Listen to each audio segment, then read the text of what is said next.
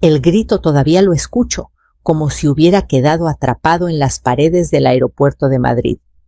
«Ya cállese, señora, usted siempre arruina todo». Paola tenía los ojos desorbitados, la respiración agitada y una furia que yo ya había visto. Pero nunca así. Agarró mi bolsa con una fuerza que me arrancó el equilibrio y frente a decenas de personas que voltearon a vernos, me arrebató la cartera, el pasaporte y el teléfono. «No viajas con nosotros», escupió. «Quédate aquí, es lo mejor para todos». Y sin mirar atrás, tomó a Camila del brazo y empujó a Mateo hacia la puerta de embarque. Él volteó por un segundo con los ojos llenos de confusión y culpa, pero Paola lo jaló con un «vamos» que no le dejó pensar. Yo me quedé ahí con el eco de mis propios latidos golpeándome los oídos, sola, sin dinero, sin documentos, en un país que no era el mío. Los guardias se acercaron. Yo apenas respiraba. «Señora, ¿está bien? Necesitamos ver su identificación». Quise explicar, pero mi voz apenas salió.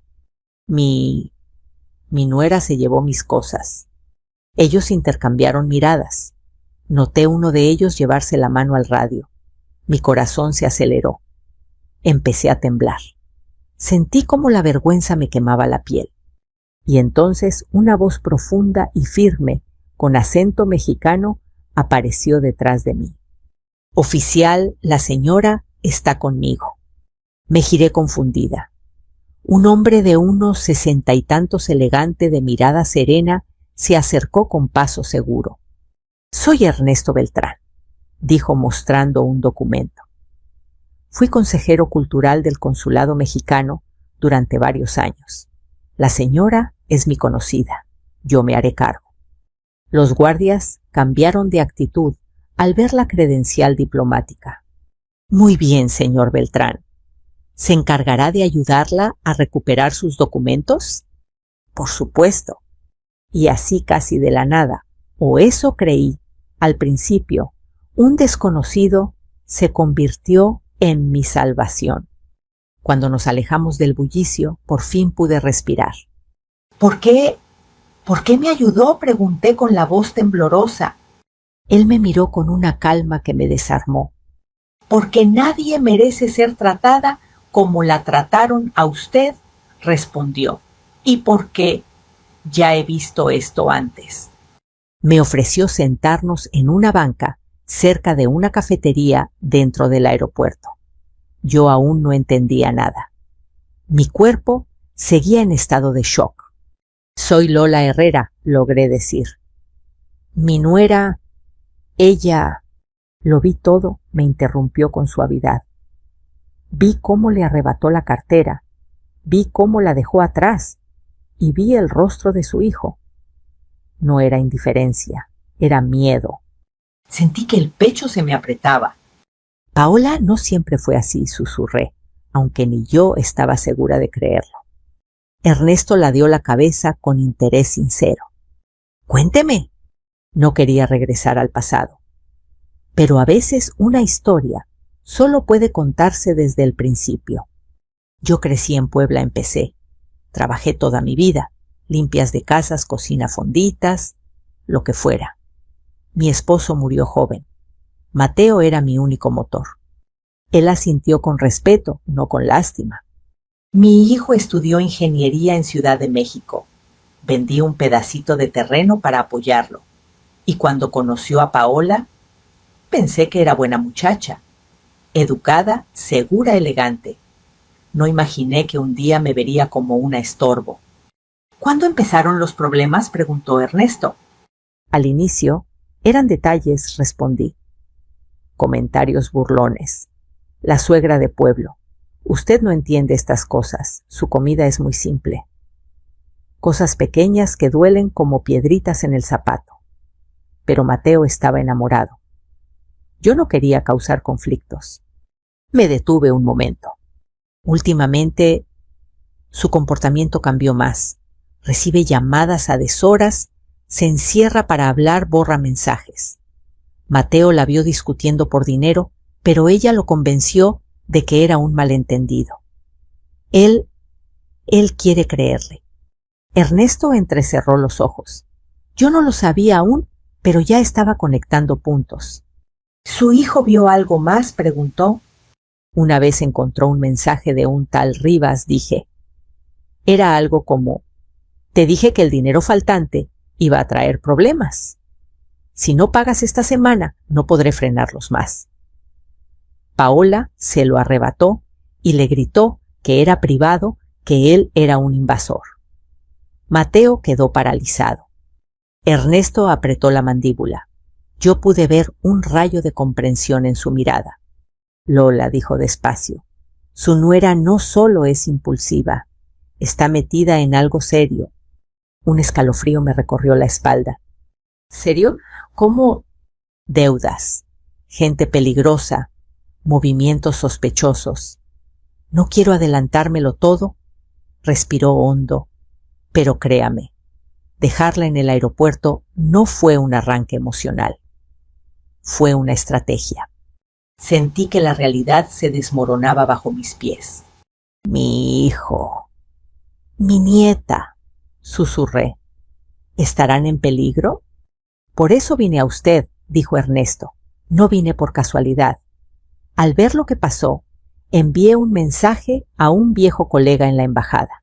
Yo no solo soy un empresario mayor, como parecía en ese momento. Tengo contactos, años trabajando con asuntos legales y casos complicados de familias mexicanas en el extranjero. Me miró con una seriedad protectora. No voy a dejar que la mujer que abandonó a su suegra en un aeropuerto vuelva a lastimarla. Pero necesitamos actuar con cabeza fría. Yo lo escuchaba, pero mi cuerpo seguía congelado. La traición no venía del mundo, venía de mi propia familia. Ernesto se puso de pie. Vamos, la sacaré de aquí, con calma. ¿A dónde vamos? A un lugar seguro donde podrá descansar. Se inclinó un poco hacia mí. Mañana iremos a la embajada. Yo ya hablé con una persona de confianza ahí. Su documentación se va a recuperar más rápido de lo normal. Lo miré sorprendida. ¿Por qué hace todo esto por mí? Porque mi madre vivió algo parecido, respondió. Y porque todavía me arrepiento de no haberla defendido cuando debía hacerlo. Sus palabras me atravesaron. Sentí que un pedazo de dolor viejo, algo que llevaba años atorado, finalmente empezaba a aflojar. Él extendió su mano. Sígame, Lola, pero hágalo con valentía. Desde aquí, las cosas solo van hacia adelante. Respiré hondo, y por primera vez desde que Paola me dejó abandonada, di un paso firme. El automóvil se deslizaba por las avenidas de Madrid con una calma que contrastaba brutalmente con el caos dentro de mi pecho. Desde la ventana del asiento trasero veía los edificios antiguos, los letreros luminosos, la vida europea que siempre soñé conocer, pero que jamás imaginé descubrir así, sin familia, sin documentos, sin la dignidad que mi nuera había tratado de arrancarme. Ernesto iba sentado a mi lado. De vez en cuando me observaba con discreción, quizá para asegurarse de que yo no me desmoronara en cualquier momento. Joaquín, su chofer, conducía en silencio. Lola, dijo Ernesto con suavidad, no trate de ser fuerte todo el tiempo. No necesita demostrar nada ahora. No es fuerza, respondí. Es incredulidad. Él asintió como quien conoce demasiado bien esa sensación. Vamos al hotel donde suelo quedarme cuando vengo a Madrid. Es tranquilo y discreto. ¿Viene mucho a España?, pregunté, tratando de centrar mi mente en algo concreto. Desde hace décadas, respondió. Mis empresas colaboran con proyectos culturales entre México y Europa. También tengo amigos en embajadas, gente que me debe algunos favores. No se preocupe, su caso no será tratado como el de una turista perdida. Mañana lo resolvemos. Su seguridad me sorprendía y al mismo tiempo me daba alivio. ¿Siempre ayuda a desconocidos?, pregunté con cautela. No respondió. Solo a quienes reconozco en su mirada la misma soledad que vi en mi madre. No supe qué decir. Ese hombre no solo era un empresario, era una persona que cargaba historias invisibles. Llegamos al hotel, un edificio sobrio, elegante, con faroles cálidos y una puerta de madera gruesa que parecía pertenecer a otra época. Una recepcionista joven saludó a Ernesto con familiaridad. «Señor Beltrán, qué gusto verlo de nuevo». «Gracias, Inés. Necesito 2 habitaciones contiguas. La señora Herrera es mi invitada». Ella me sonrió con respeto, algo que no sentía desde hacía mucho. Cuando entré a mi habitación, la suavidad del ambiente me golpeó como un abrazo inesperado. La cama impecable, el olor a lavanda, el silencio absoluto. Me senté, respiré y de pronto descubrí algo terrible. Aún me dolía más la traición emocional que el abandono físico. Esa noche toqué la puerta de Ernesto. Él abrió de inmediato, como si hubiera estado esperándome. «¿No puede dormir?», preguntó. «No, todo está demasiado fresco». Entré. Él apagó la televisión y me ofreció un vaso de agua. «Cuénteme lo que realmente pasó antes del viaje», dijo. «Sin prisa». Asentí tratando de ordenar mis pensamientos. Paola cambió mucho el último año. Mateo trataba de justificarla. Estrés, trabajo, manipulaciones de colegas, como les llama ella. Pero yo veía cosas distintas, discusiones por dinero, mensajes borrados, visitas repentinas de personas que ella decía no conocer. «Personas», repitió Ernesto. «Sí. Un hombre fue a buscarlos al departamento un día que yo cuidaba a Camila. Llevaba chamarra negra, hablaba golpeado. Dijo que quería hablar con Paola del asunto pendiente. Cuando ella llegó, se la llevó afuera. Camila se asustó. Mateo preguntó, pero ella explotó y dijo que era un cliente confundido. Ernesto cruzó los brazos. No parecía sorprendido, sino confirmando algo que ya sospechaba. Nunca vio algo concreto, alguna evidencia. Una vez vi un mensaje. Cuando Paola dejó el celular cargando en la cocina, admití. Decía, «No puedes seguir usando esos documentos. Ya hay revisión. Borra todo». Me quedé congelada. Mateo entró justo cuando Paola volvió. Ella se dio cuenta de que yo lo había leído.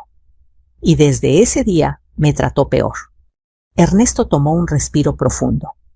«Lola, escuchó usted amenazas, advertencias y menciones a documentos falsos. No es menor. Su nuera lleva tiempo enredada en algo ilegal». «¿Por eso me quitó la bolsa en el aeropuerto?», pregunté temblando.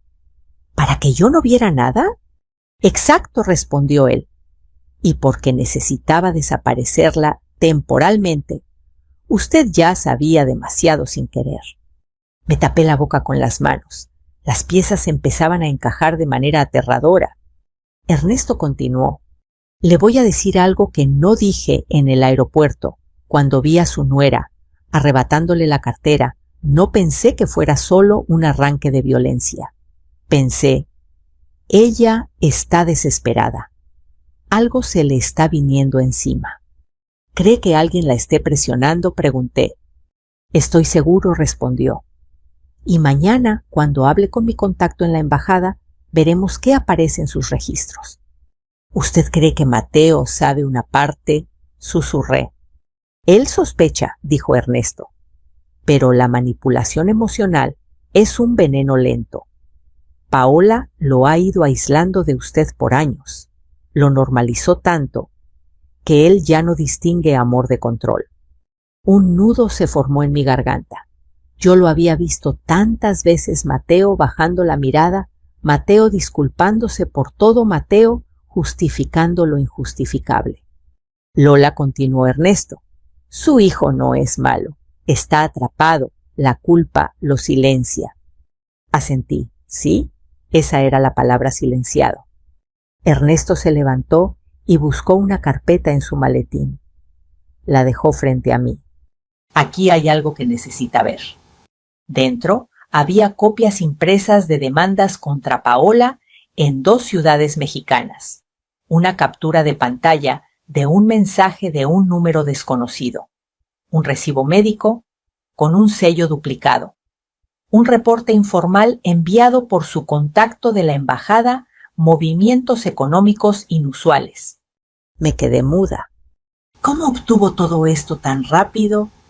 Llevo 30 años rodeado de gente que investiga, registra, analiza. Ernesto se encogió de hombros. Cuando uno trabaja con gobiernos y empresas, aprende a encontrar respuestas sin tener que golpearse la cabeza contra la pared.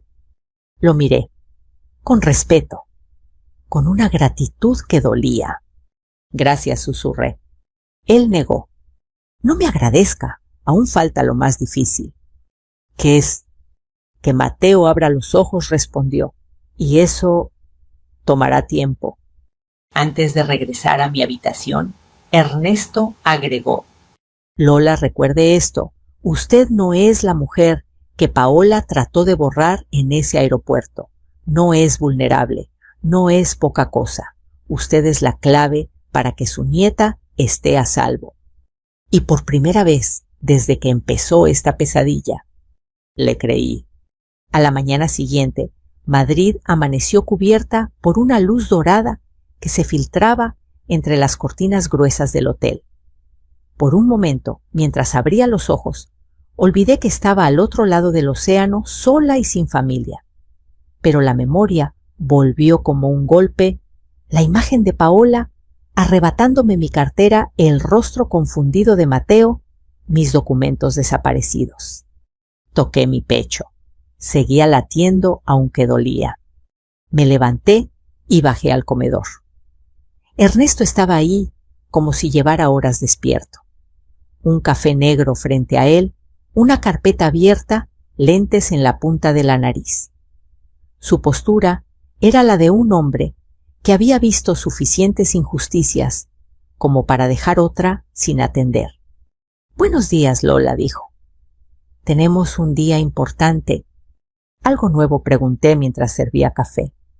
Él cerró la carpeta con un gesto medido. «Sí». Mi contacto en la embajada, un viejo colega que ahora dirige un área de documentación, revisó algunas cosas. Paola compró boletos a nombre de su hija y de Mateo, pero no a nombre suyo. Usted nunca estuvo incluida formalmente en ese viaje de regreso. Se me heló la sangre. ¿Qué significa? Significa que su abandono fue premeditado, explicó. No fue un arrebato, fue plan. Sentí un nudo crecer en la garganta. Ernesto colocó su mano sobre la mesa cerca de la mía. No para tocarme, sino para anclarme. «Vamos a la embajada», dijo él. «Quiero que recupere sus documentos hoy mismo». El camino fue silencioso, no porque no hubiera nada que decir, sino porque mi mente estaba demasiado llena. Al llegar, Ernesto fue recibido con respeto inmediato. No exagero, 2 funcionarios lo saludaron con un licenciado Beltrán, qué gusto verlo, como si fuera alguien de peso. En ese momento entendí que él no había presumido nada la noche anterior. Sus contactos eran reales. Su capacidad de ayuda también. En menos de una hora, mi reposición de documentos quedó en proceso acelerado. «Vamos avanzando», me dijo, mientras bajábamos las escaleras de mármol. Ahora viene la parte difícil. ¿Cuál? Hablar con Mateo. Mi corazón saltó. En un pequeño café, cerca del Paseo del Prado, Ernesto puso su celular en la mesa. Mateo llamó varias veces anoche, dijo. Creo que es momento de atenderlo. Me quedé mirando la pantalla como si fuera una piedra caliente. No quiero que Paola esté cerca cuando él hable conmigo. No lo estará, aseguró Ernesto. Vamos a marcar desde mi teléfono con llamada encriptada. No podrá rastrearse. ¿Usted sabe hacer eso? Ernesto sonrió apenas. Lola, trabajé años asesorando proyectos binacionales y casos sensibles. No soy un santo, pero sé cómo proteger a una persona vulnerable. Tomé aire, asentí. Él marcó. Mateo contestó al segundo timbrazo. Mamá, ¿dónde estás? He estado desesperado. Su voz me rompió y me sostuvo al mismo tiempo. Estoy bien, hijo, dije con voz firme. Estoy a salvo. Paola dice que te confundiste, que te alteraste, que... Mateo lo interrumpí calmada, pero claramente. Escúchame con atención. Estoy segura de lo que viví. Tu esposa me arrebató mis cosas y me dejó atrás. Eso no lo soñé. Del otro lado, un silencio pesado. No sé qué pensar, admitió él finalmente. Paola está molesta, pero también nerviosa. Anoche la escuché discutir por teléfono con alguien. Apagó el altavoz apenas entré. Me incliné hacia adelante. ¿Con quién hablaba? No sé, un hombre. Su voz era dura. Le dijo, si no entregas lo que falta, te lo juro no voy a poder detenerlos. Ella contestó que todo estaba bajo control, pero al verme colgó de inmediato. Mi piel se erizó. Mateo, eso es grave. Lo sé. Su voz se quebró. Pero ella dice que estoy imaginando cosas, que estoy paranoico. ¿Y tú qué crees? Hubo un silencio largo antes de que él respondiera, que no está diciendo toda la verdad. Anoche también la vi borrar un correo con el título Revisión de documentos clínicos. Ella dijo que era spam, pero estaba muy pálida. Ernesto me miró de reojo como diciendo, ahí está la grieta. Mateo, dije con dulzura, hijo, no estoy en contra de tu esposa. Estoy a favor de la verdad, y tú también la mereces. Oí cómo respiraba hondo, como si luchara contra algo que tiraba de él por dentro. Mamá, ¿por qué ese señor está contigo? Paola dice que te está manipulando. Nadie me manipula, respondí sin titubear. Me ayuda porque vio algo que tú no viste como tu esposa me trató. Y porque él tiene pruebas. ¿Pruebas? Ernesto intervino. Mateo, soy Ernesto Beltrán. No pretendo sustituir a nadie en su vida. Solo quiero evitar que se cometa una injusticia. Su esposa tiene denuncias previas. Hay movimientos de dinero sospechosos y riesgos que deberían preocuparle como padre. Mateo no habló durante varios segundos. Tengo miedo, dijo finalmente. Estamos aquí para ayudar, respondió Ernesto. Pero necesita abrir los ojos. ¿Qué hago? Preguntó Mateo con voz rota. Lo sentí. Ese era mi hijo, el niño al que crié sola, el que siempre quiso hacer lo correcto. Mateo, susurré, solo tienes que prometer algo. No tomes decisiones hasta hablar conmigo a solas, sin Paola, sin gritos, sin presiones. ¿Puedes hacerlo? Escuché un inhalar fuerte. Sí, mamá, lo prometo. Sentí mis ojos humedecerse. Te quiero, hijo. Yo también, mamá. La llamada terminó. Yo no pude hablar por unos segundos. Ernesto tomó un sorbo de café y dijo, felicidades. Hoy empezó a romperse la ceguera. De regreso al hotel, el aire frío de Madrid me pareció menos hostil. No porque mis problemas hubieran desaparecido, sino porque por primera vez tenía dirección. Ernesto caminaba a mi lado con un porte que imponía respeto sin ser arrogante. Lola dijo de pronto, a partir de aquí, todo depende de preparación, no de suerte. Y usted ya dio el paso más difícil a hablar. Me quedé mirando el cielo azul grisáceo. ¿Cree que estoy lista para lo que sigue? Está más lista de lo que cree, respondió con convicción. Y además, no estará sola. Me quedé en silencio. No necesitaba más palabras. Porque en ese momento, por primera vez, desde que Paola me arrancó la vida de las manos en ese aeropuerto, sentí que la estaba recuperando. Después de la llamada con Mateo, Sentí que el aire volvía a entrar en mis pulmones por primera vez desde que Paola me abandonó en el aeropuerto. No era alivio total, pero sí una grieta por donde respiraba esperanza. Ernesto, sentado frente a mí, cerró su carpeta y dijo: «Ha llegado el momento de revisar todo lo que sabemos y lo que falta por saber». Asentí. Sabía que la verdad podía doler, pero más dolía vivir sin ella. Regresamos al hotel para trabajar en el salón pequeño del primer piso. Las paredes de madera y las lámparas cálidas daban sensación de refugio. Sobre la mesa, Ernesto extendió varios documentos que había reunido con ayuda de sus contactos. «Esto es lo que tenemos hasta ahora», explicó. «Y Lola, necesito que respire antes de verlo». Tragué saliva, asentí. Él comenzó. Número 1, 2 denuncias por fraude en clínicas privadas. Ambas cerradas por falta de pruebas, pero mi contacto en el Ministerio de Sanidad sugiere que alguien intervino para borrarlas. ¿Borrarlas?, pregunté. «Moverlas a una carpeta inactiva», respondió. «Técnica común cuando alguien paga lo suficiente o tiene aliados dentro». Me dolió pensar que Paola tenía ese nivel de doble vida. Número 2. Un paciente denunció la pérdida de 15,000 pesos por un tratamiento dental que nunca recibió. Paola recibió el anticipo, pero desapareció por semanas. Luego alegó problemas familiares. Recordé cuando ella se fue de la casa 3 días por estrés. En realidad, quizá estaba huyendo de un reclamo. Número 3, continuó Ernesto.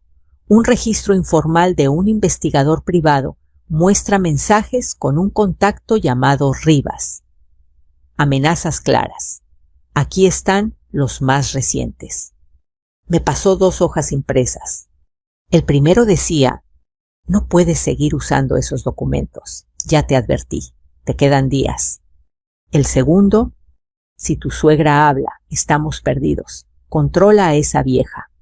Me cubrí la boca con las manos. El veneno de esas letras me desgarró. «¿Ese mensaje es real?», pregunté temblando. «Es una captura registrada la noche antes del viaje», respondió Ernesto. La subestimó Lola. No imaginó que usted vería cosas que no debía ver. Mis ojos se llenaron de lágrimas, no por tristeza, sino por una rabia triste y silenciosa. «Hay más», dijo él con cuidado. «¿Quieres seguir?». Respiré hondo. Sí. Número 4. Movimientos económicos irregulares en la tarjeta de Paola. Retiros en efectivo en zonas de alto riesgo de la Ciudad de México y depósitos pequeños de cuentas que no coinciden con ingresos de una enfermera dental. Entonces, me froté el pecho. Ella está metida en algo grande, ¿verdad? Está metida en algo peligroso, corrigió él. Me quedé callada. Ese silencio fue la primera vez que acepté la realidad sin excusas. Ernesto me ofreció té caliente. Yo lo tomé entre mis manos tratando de calmar el temblor interno. Lola dijo con amabilidad: «Nada de esto es su culpa». Pero no pude evitar sentirlo. Yo pensé que Paola solo era arrogante, mala conmigo. Pero esto es otra cosa. Es una mujer que ha cruzado demasiadas líneas, explicó. Y cuando alguien vive así, cualquier testigo se vuelve una amenaza. Usted se volvió eso para ella. Me estremecí. Por eso me dejó, susurré. No para humillarme, sino para silenciarme. Exactamente, confirmó Ernesto. Pero su error fue creer que su hijo nunca dudaría de ella. Y esa llamada de hoy es el principio del desmoronamiento. Hablamos de Mateo un momento. Ernesto analizó sus palabras como un psicólogo experimentado. Su hijo está cansado, dijo. Lo noté por su respiración entrecortada, por cómo dudaba antes de hablar, por el tono al mencionar a su hija. Me sorprendía que Ernesto entendiera tanto. Él está empezando a ver cosas, continuó. La llamada nocturna, el mensaje borrado, el correo extraño. Todo eso construye duda. Y la duda es lo único que puede romper la manipulación. ¿Cree que Paola lo notó?, pregunté. Sin duda. Por eso está furiosa. Y la furia de una persona desesperada es peligrosa. Me recorrió un escalofrío. Ernesto se acercó un poco. Por eso tenemos que adelantarnos. ¿Cómo? Hay que hablar con alguien más. Una tercera persona que pueda confirmar las sospechas. ¿Quién? Él sacó un papel con un nombre subrayado. Clínica Álamo Dental, doctora Mireya Fuentes. Ella trabajó con Paola hace 2 años, explicó Ernesto. Mi contacto de salud pública dice que renunció abruptamente después de un incidente administrativo. ¿Cree que ella sabe algo? Creo que sabe demasiado.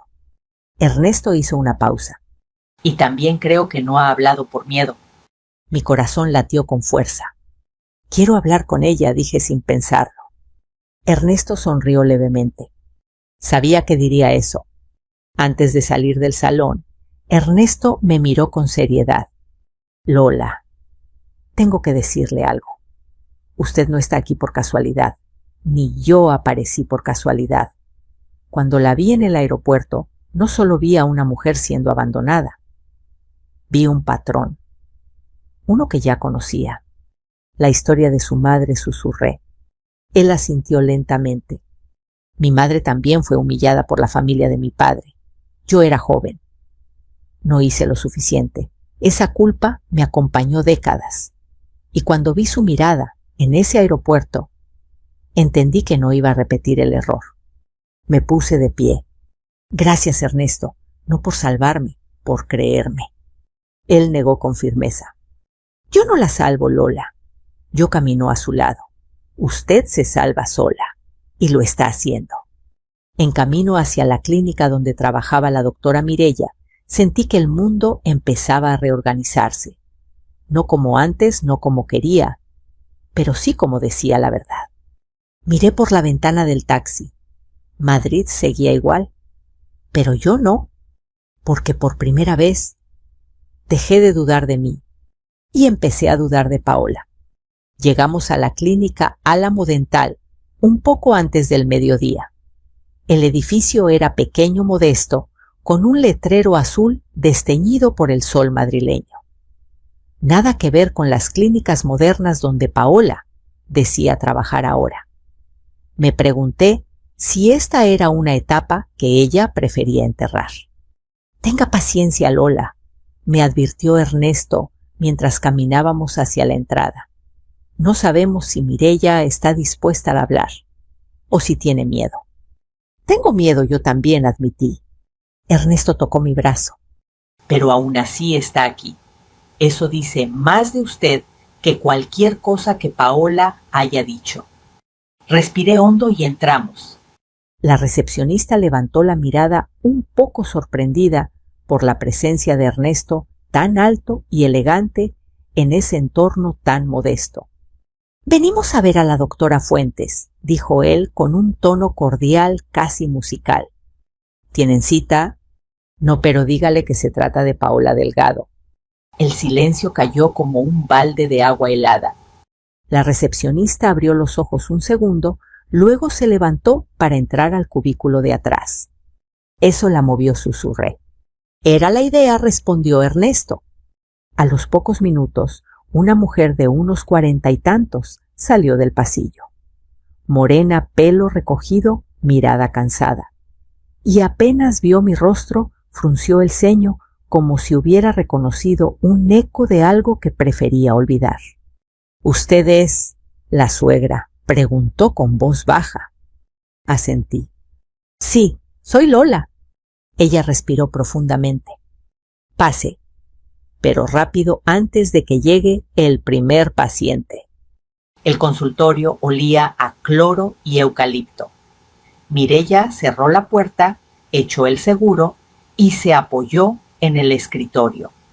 —¿Qué quieren saber? Preguntó sin rodeos. Ernesto tomó la palabra.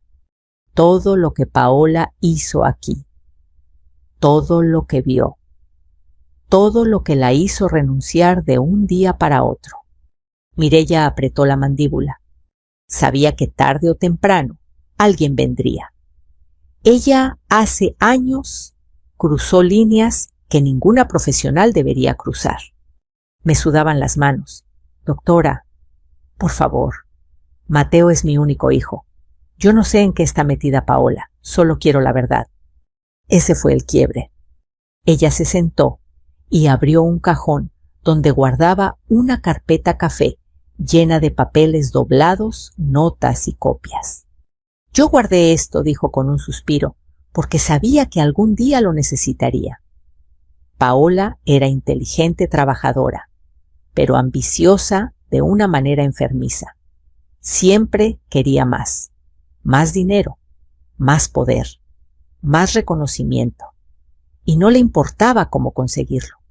Sacó la primera hoja un formulario de seguro dental. Esto, explicó, es falsificación. Ella presentó tratamientos no realizados para cobrar reembolsos. Ernesto revisó la hoja. ¿Cuántas veces? 6. Y una séptima que casi la descubre la aseguradora. Me quedé helada. Pero eso es fraude. ¿Cómo no la denunciaron? Porque lloró. Dijo que necesitaba el dinero para cuidar a su suegra enferma. Mireya me miró con un gesto incómodo. Lo siento, señora Lola. Sentí un nudo en la garganta. Paola había usado mi nombre, mis dolores, mi imagen. Ese fue solo el inicio, continuó Mireya. Alguien empezó a venir a buscarla. ¿Quién? Pregunté. Ella tragó saliva. Un tipo alto, tatuado en el cuello. Nunca dijo su nombre. Venía cada 2 semanas. A veces Paola salía a hablar con él afuera. A veces discutían. Una vez, él la empujó contra la pared del pasillo. Mi corazón latió con violencia. ¿Ella le debía dinero?, pregunté. Yo creo que sí. Porque todo terminó cuando llegó esto. Sacó un sobre arrugado. Dentro había una foto borrosa, Paola, recibiendo un paquete pequeño del hombre tatuado. Y detrás, garabateado con pluma, la próxima vez no habrá trato. Mis manos temblaban. Ernesto la miró fijamente. ¿Por qué renunció, doctora? Mireya tomó aire, como si la respuesta la ahogara cada vez. Porque un día, Paola usó mi número colegiado para firmar un consentimiento clínico, un procedimiento que yo no había autorizado. Eso es delito. Pude ir a la cárcel. ¿Ella lo admitió?, pregunté. No. Sonrió como si no fuera nada. Me dijo, si dices algo, nos hundimos las dos. Ese día supe que estaba perdida. Renuncié, pero guardé todo esto. Golpeó suavemente la carpeta, porque no quise dejar que ella siguiera dañando a más gente. Silencio. Denso. Cargado. Ernesto rompió la quietud. Doctora Fuentes, ¿estaría dispuesta a testificar si fuera necesario? Ella tragó saliva. No lo sé. Paola me da miedo. Pero si es para proteger a su hijo, miró a Lola con compasión, lo consideraría. Me acerqué y tomé su mano. Gracias. Usted no sabe lo que significa. Ella negó con la cabeza. Lo sé. Yo también tengo un hijo. Y si alguien jugara así conmigo, también buscaría respuestas. Al salir de la clínica, yo no hablaba. Ernesto tampoco. Caminamos unos minutos, dejando que mi corazón asimilara lo que había escuchado. Finalmente dije, yo pensé que Paola simplemente no me quería, que me despreciaba, pero esto es otra cosa, malo de verdad, oscuro. Sí, respondió Ernesto con suavidad. Su nuera no solo cometió errores, cometió delitos, y cuando alguien con ese carácter se ve acorralado o hace cosas peores. ¿Cree que Mateo sospecha algo así de grave?, pregunté. Ernesto negó. No, aún no, Pero puedo decirle algo. ¿Qué? Cada mentira que Paola sostiene se está fracturando, y cuando suficientes grietas aparezcan, Mateo va a ver la verdad de golpe. Suspiré profundamente. ¿Y qué hacemos ahora? Ernesto tomó su teléfono. Ahora, contactamos a la embajada mexicana. Tengo un amigo que trabaja allí desde hace 20 años. Puede ayudarnos a solicitar los documentos que Paola intentó esconder. Lo miré sorprendida. Embajada, ¿en serio puede? Sonrió con un brillo de picardía. Lola, uno no vive 70 años haciendo negocios internacionales sin conocer a gente clave. Créame en México. Decimos, no es lo que tienes, sino a quién conoces. Por primera vez desde el aeropuerto, solté una risa chiquita. Dolía, pero sanaba. Ernesto guardó la carpeta de Mireya bajo su brazo. Lista para seguir. Respiré hondo. Sí, porque ahora por fin tengo pruebas. Y tengo voz. Esa tarde regresamos al hotel exhaustos, pero con la primera pieza sólida de un rompecabezas que por años yo me había negado a ver. La carpeta de Mireya pesaba como un ladrillo en las manos de Ernesto. Era extraño. Durante toda mi vida pensé que la verdad dolía, pero ese día descubrí que la mentira sostenida demasiado tiempo duele más. Llegamos a la habitación. Apenas cerré la puerta, mi teléfono empezó a vibrar sin parar. Mateo. ¿Otra vez? El corazón me pegó un salto. Contéstele, dijo Ernesto muy quedo. Algo pasó. Lo tomé. Respiré hondo. Deslicé para contestar. Hijo. Pero no me dejó terminar. Mamá, necesito que me escuches, dijo Mateo con un tono que nunca había oído en él. Ni en su adolescencia, ni en sus momentos de estrés. Algo no está bien. Algo raro pasó hoy. Ernesto me hizo un gesto que decía, vas bien, mantente firme. ¿Qué pasó?, pregunté suavemente. Mateo respiró hondo, tembloroso. Paola tuvo una crisis. Gritó, tiró mi celular al piso, lo rompió. Me dijo que tú me estabas envenenando, que querías destruir nuestro matrimonio. Mi cuerpo se heló. ¿Y tú qué hiciste?, susurré. Intenté calmarla. Pero entonces su voz se quebró, encontré algo. Sentí como mi estómago se caía al vacío. ¿Qué encontraste, hijo? Escuché un golpe, una puerta cerrándose, como si él se hubiera encerrado en el baño para hablar conmigo. Su tableta, dijo él bajito. Y mamá, había mensajes, con un tipo llamado Rivas, el mismo nombre que viste en los papeles de Mireya. Ernesto levantó las cejas. Paola había cometido su primer error mortal. ¿Qué mensajes, Mateo?, pregunté temblando. Él tragó saliva. Uno decía, la vieja ya es un estorbo. Hazla firmar o la dejamos tirada. Y otro, si su hijo no coopera, nos lo llevamos a él también. Sentí un mareo. Ernesto me sostuvo del brazo para que no cayera. Mateo, dije apenas, ¿lo leíste bien? Sí, mamá. Su voz se quebró. Y también había documentos, cosas que yo no sabía. Préstamos a tu nombre, una supuesta autorización para vender tu casa y una copia de tu firma. Pero no es tu letra, mamá. No es tu letra. Una lágrima caliente me corrió por la mejilla. Yo ya sabía que Paola había falsificado cosas, pero que Mateo lo viera, que por fin viera. Era como si un candado viejo por fin cediera. Mamá, susurró él. ¿Paola te hizo daño? ¿Ella te dejó en el aeropuerto? Silencio.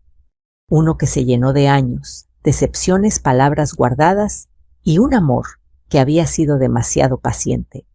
Sí, hijo, me dejó. Y no por accidente.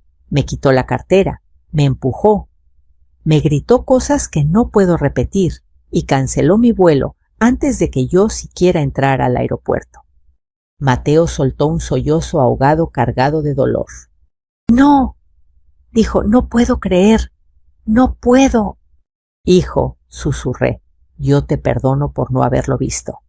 Todos vemos lo que queremos ver y tú querías un hogar. Querías creer en Paola. Pero le creí a ella antes que a ti, dijo con voz rota.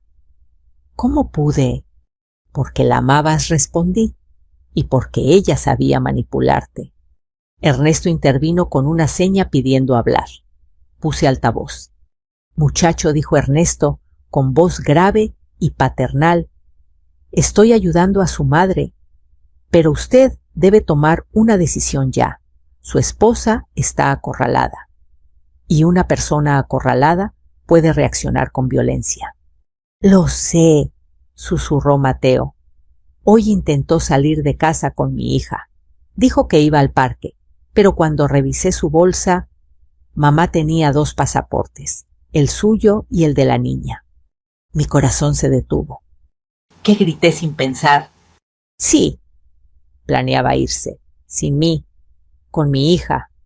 Y su voz bajó más, había un boleto de avión a Tijuana, solo de ida.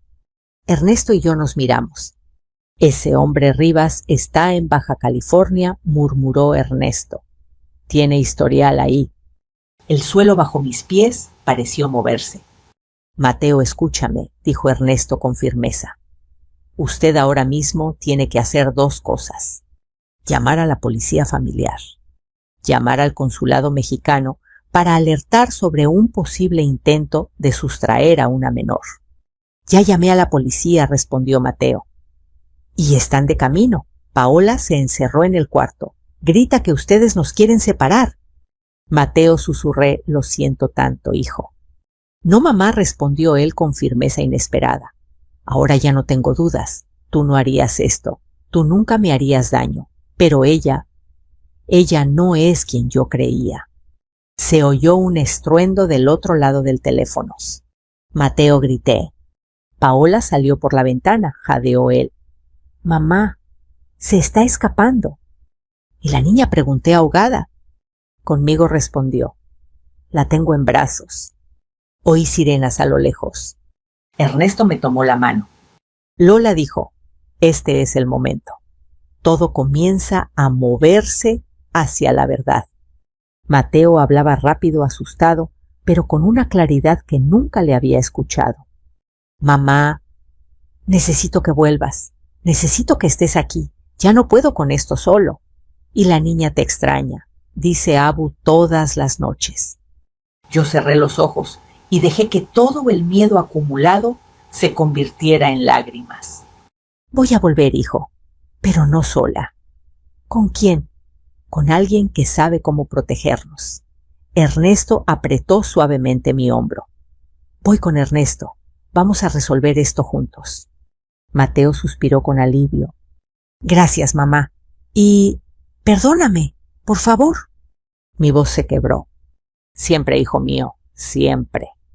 Antes de terminar la llamada, escuché a la policía entrando golpeando la puerta. Te aviso cuando sepa algo, dijo él. Aquí estaré, susurré. La llamada se cortó. No pude sostener más la calma. Me derrumbé, pero no como la mujer perdida en el aeropuerto. No, era un llanto distinto, llanto de fin de engaño, llanto de renacer. Ernesto esperó a que me tranquilizara un poco. Lola dijo, con una quietud profunda, lo que viene no será fácil. Pero ya no está sola. Y ahora tenemos pruebas, testigos y un hijo dispuesto a ver la verdad. Me limpié las lágrimas. Y por primera vez en muchos años sentí algo que creí muerto. Valor. Ernesto, dije con la voz aún temblorosa pero firme, volvamos a México. Él sonrió. Sabía que diría eso, porque la verdadera confrontación, la que cambiaría nuestra vida para siempre, estaba a punto de comenzar. Regresar a México no fue solo un viaje, fue un ajuste de cuentas con la mujer que fui y la mujer que me negué a seguir siendo. Ernesto y yo volamos esa misma noche. Apenas aterrizamos en Ciudad de México, el aire tibio pesado con olor a gasolina y tamales me golpeó el corazón. Después de tantas heridas, esa mezcla imperfecta me supo ahogar. Mateo nos esperaba fuera de la terminal con la niña dormida en su pecho. Cuando me vio su rostro marcado por noches de insomnio y angustia, se quebró. Mamá, no dijo más. No necesitaba. Nos abrazamos como si el mundo se hubiera detenido en ese instante. Ernesto bajó la mirada con respeto, dejando que viviéramos ese reencuentro sin interrupción. Hijo, susurré, tocando su rostro, ya estoy aquí. Mateo respiró hondo, tembloroso. Paola. Desapareció. La policía la buscó toda la noche. Encontraron su teléfono tirado cerca de la carretera a Pachuca. ¿Y sus contactos? Mamá, el nombre de ese tal Rivas aparece en varias llamadas perdidas. La están investigando. Sentí un escalofrío. ¿Y tú estás bien? ¿Y mi niña?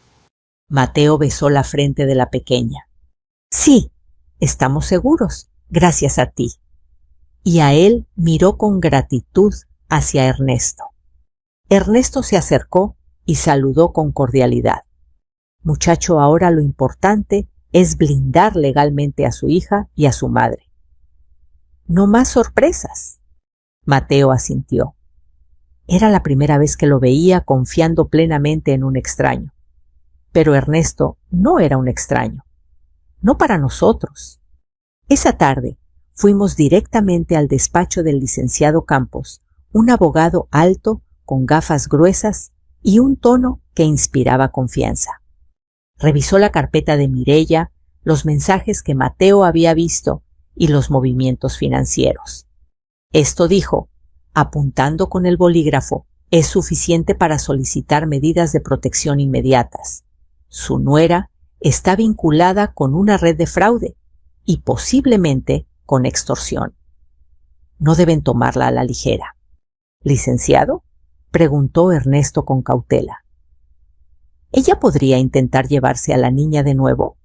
Sí, respondió Campos sin rodeos, y más ahora que sabe que la estamos investigando.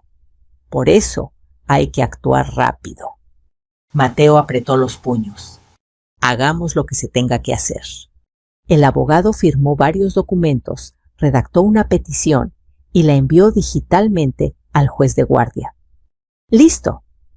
Desde este momento Paola tiene prohibido acercarse a su hija, y usted, señora Lola, me miró directamente, queda registrada como apoyo familiar autorizado. Legalmente reconocida. Sentí un nudo en la garganta. Gracias, susurré. Ernesto intervino con calma. Ahora solo falta enfrentarla. Tarde o temprano aparecerá. No sabía que tarde sería tan pronto. 2 días después, cuando Mateo salía al trabajo, Paola se presentó en nuestra puerta. Copiando, gritando, desesperada. Yo estaba adentro con la niña en brazos, meciéndola. Ernesto se acercó a la ventana y observó discretamente. «No viene sola», murmuró. «Hay un hombre detrás del coche, un tipo fuerte, tatuaje en el cuello». Mi corazón se aceleró. «Rivas». «Probablemente». Mateo llegó en ese momento justo al entrar al pasillo del edificio. Mateo gritó: «Paola, tenemos que hablar». Él la miró con la rabia callada de alguien que ya despertó de una mentira demasiado larga. «No tengo nada que hablar contigo», respondió él. «Te están manipulando, te quieren quitar todo, tu madre quiere arruinarte». Mateo negó con firmeza. «Ya basta, Paola. Vi tus mensajes, vi tus documentos falsos y sé que planeabas huir con mi hija». Ella se quedó paralizada. Por primera vez la vi perder el control total. «¿Yo? ¿Puedo explicarlo?» Ernesto abrió la puerta del apartamento y se colocó a mi lado como un guardián silencioso. Paola dijo: «La ley ya intervino. Usted tiene prohibido acercarse a la menor». Sus ojos se abrieron como platos. La ley, prohibido, tú hiciste esto, vieja, me señaló, todo es culpa tuya. Pero Mateo bloqueó su camino. No vuelvas a hablarle así a mi madre, nunca más. El tono, oh, cómo dolió y cómo sanó a la vez. Ella cambió de estrategia al instante. Mateo, amor.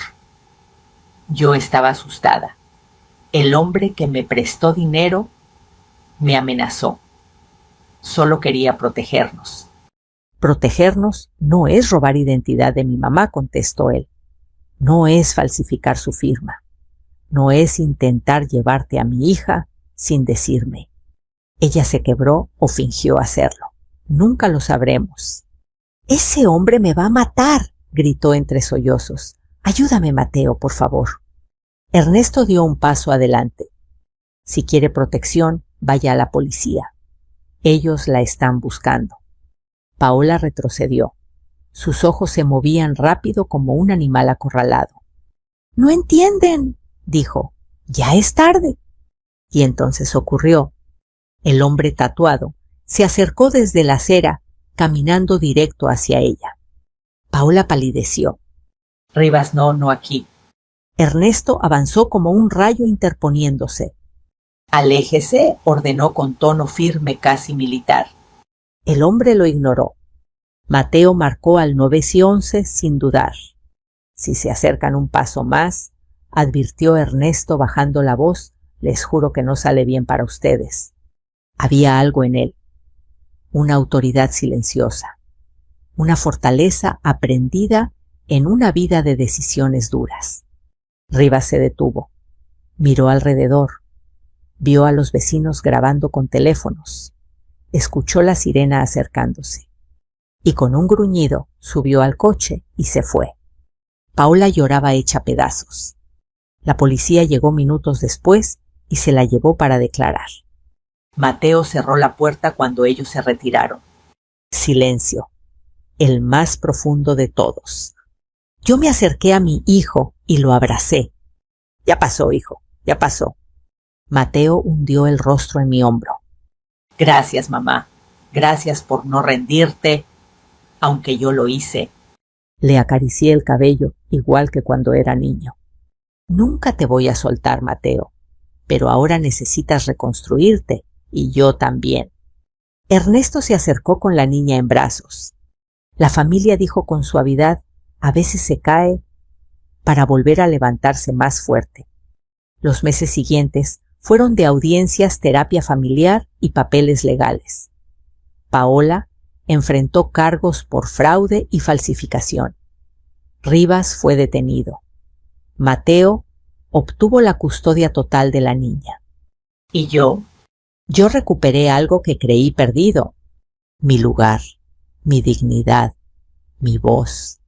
Ernesto estuvo conmigo desde el primer día hasta el último, nunca imponiendo, nunca exigiendo, solo sosteniendo, solo acompañando, solo estando. Una tarde después de una larga audiencia, me tomó la mano y dijo, Lola, lo que hizo usted fue valiente, hermoso y necesario. Lo miré. No lo habría logrado sin ti. Él sonrió con esa calma que me sanaba. No, usted lo logró porque decidió dejar de ser invisible. Hoy, mientras escribo estas palabras, desde la sala de mi casa en México, con mi nieta jugando a mis pies y el olor del café de olla recién hecho, sé algo que antes no sabía. A veces la vida te empuja al abismo, solo para que descubras que puedes volar. Y si tú que estás escuchando alguna vez te has sentido ignorado, humillado o traicionado, recuerda, no estás solo y nunca es tarde para empezar de nuevo. Si esta historia te llegó, déjame en los comentarios desde dónde nos escuchas. Nos encanta saber hasta dónde viajan nuestras historias. Y si quieres seguir acompañándome en relatos de fuerza, dignidad y renacimiento, suscríbete al canal. Compartimos historias cada día y quién sabe, Quizá una de ellas también cambie tu vida. Usted no está a nuestro nivel. Las palabras de mi nuera cruzaron el salón como una bofetada. Algunos invitados voltearon la mirada, otros fingieron no escuchar. Yo estaba de pie, con mi bolso en la mano, tratando de entender cómo una frase tan corta podía hacerme sentir tan pequeña. Luego me empujó suavemente, pero con firmeza, hacia una mesa escondida junto a la cocina. El vapor de las ollas me nubló la vista y el olor a comida caliente contrastó con el frío que sentí en el pecho. Mi hijo bajó la cabeza, no dijo nada, y en ese momento supe que algo dentro de mí estaba a punto de cambiar para siempre. La hacienda donde se celebraba la boda parecía sacada de una revista. Columnas blancas, techos altos, candelabros de cristal y arreglos de rosas que desbordaban fragancia. El sol del atardecer se filtraba por los ventanales, pintando de oro los manteles de lino y las copas perfectamente alineadas. Todo era hermoso, todo era perfecto, todo menos el lugar que me habían asignado. Mientras caminaba hacia la mesa 23, porque ni siquiera se habían dignado a darme un número digno, sentía las miradas clavadas en mi espalda, algunas cargadas de curiosidad, otras de lástima, y otras lo supe sin necesidad de voltear de desprecio. Yo la madre del novio. Yo la mujer que lo había traído al mundo, que le enseñó a caminar, a leer, a rezar, a respetar. Ahora estaba sentada casi pegada a la puerta de la cocina, acompañada por el sonido constante de platos, órdenes gritadas y cubiertos que chocaban entre sí. La silla era más baja que las demás. La mesa no tenía centro de flores, solo una pequeña vela que titilaba como si también se sintiera fuera de lugar. Respiré hondo. No llores, no les des ese gusto, me repetí en silencio. Vi a Mariana, mi nuera, pasar del brazo de mi hijo Daniel, saludando a todos como una reina. Su vestido blanco brillaba con cada paso, y su sonrisa era tan amplia como falsa.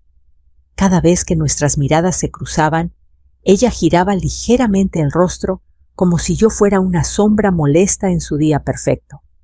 El recuerdo de nuestra conversación minutos antes volvió a mi mente nítido y cruel. Señora, me había dicho con una sonrisa tirante, aquí vendrá gente muy importante, empresarios políticos, familias de alto nivel. Tal vez usted se sienta más cómoda en aquella mesa. Y señaló con sutileza hacia la parte trasera del salón junto a la cocina. Es un lugar más tranquilo. Pero yo soy la madre del novio, respondí confundida. Pensé que estaría sentada cerca de Daniel. Sí, claro, intervino entonces su madre, una mujer de mirada filosa. Pero esto es una boda de cierto estatus. ¿Sabe? Hay protocolos que respetar. Usted no está a nuestro nivel. Aún podía oír esas palabras, como una aguja clavándose una y otra vez en mi pecho. ¿No estaba a su nivel? Tal vez no vestía de diseñador. Mi vestido azul oscuro lo había comprado en una tienda sencilla del centro y lo había planchado yo misma esa mañana. Mis manos marcadas por años de trabajo no lucían joyas costosas, solo un anillo sencillo que había sido de mi madre. Mi cabello recogido con cuidado mostraba algunas canas que ya no intentaba ocultar. Pero mi vida, mi historia, mi sacrificio, eso tenía más valor que todas las joyas reunidas en ese salón. Miré a mi hijo. Él sonreía, saludaba, abrazaba, aceptaba felicitaciones, pero ni una sola vez buscó mis ojos. Su silencio dolía más que las palabras de su esposa. Tal vez le da vergüenza, pensé. Tal vez Mariana tenía razón para él también. Tal vez su propia madre ya era una carga que debía ocultar. El maestro de ceremonias anunció la entrada oficial de los recién casados. La música llenó el aire La gente aplaudió, y yo también lo hice, porque a pesar de todo, Daniel seguía siendo mi hijo, y yo lo amaba, con la misma fuerza con la que lo amé la noche en que nació en un hospital público sin que su padre tomara mi mano. Nadie en esa sala sabía lo que tuve que sacrificar para verlo llegar hasta ahí. Nadie sabía que durante años me levanté a las 4 de la mañana para preparar comida y venderla en la calle, que limpié casas donde la gente ni siquiera me miraba a los ojos, que cargué cajas, que lavé ropa ajena hasta que mis manos se agrietaron, que fingí no tener hambre para que él sí pudiera comer. Nadie escuchó mis rezos cuando él enfermaba. Nadie me vio llorar en silencio cuando no alcance para pagar la escuela. Nadie supo las veces que pensé rendirme y las miles de veces que no lo hice. Y ahora, en la noche más importante de su vida, yo ocupaba un lugar que parecía advertirme: no perteneces aquí. Sentí que el aire me pesaba, que las paredes se cerraban poco a poco. Por un momento consideré irme, salir sin hacer ruido, sin causar escándalo. Nadie lo notaría. Yo siempre había sido buena en pasar desapercibida. Pero entonces, mientras jugueteaba con el borde de una servilleta, escuché detrás de mí una voz conocida. «Señora Ramírez, ¿es usted?» Volteé despacio. Frente a mí estaba un hombre elegante de traje oscuro, mirada amable, pero sorprendentemente humilde. «Sí, soy yo», respondí insegura. Sus ojos se iluminaron. «No puede ser. Usted no me recuerda, ¿verdad?» «Yo sí. Hace muchos años, cuando yo era niño, usted vendía tamales afuera del Hospital General. Mi madre estuvo internada meses y usted siempre guardaba uno para mí, incluso cuando yo no podía pagar». Sentí un nudo en la garganta. «Usted me decía que nunca dejara de estudiar», continuó, «que algún día sería alguien importante». Hizo una pausa, sonrió. «Soy el doctor Esteban Carranza, y sin usted, tal vez yo no estaría aquí hoy». Un silencio extraño empezó a formarse alrededor de mi mesa. Las conversaciones cercanas se apagaron. Algunas personas giraron la cabeza. La música pareció bajar de volumen. Nadie entendía aún lo que estaba pasando, pero algo en mi interior comenzó a vibrar con una fuerza desconocida. Tal vez, solo tal vez, yo sí estaba en el nivel correcto. Y cuando levanté la vista hacia la mesa principal, vi por primera vez la inquietud dibujarse en el rostro de Mariana. Y en ese instante, sin pronunciar palabra, todavía supe que esta historia apenas estaba comenzando. La voz del doctor Carranza se desvaneció poco a poco entre el murmullo creciente de los invitados, pero sus palabras siguieron resonando en mi interior con una fuerza que me dejó sin aliento. Durante unos segundos no supe qué decir. No recordaba todos los rostros de aquel tiempo. ¿Cómo podría hacerlo?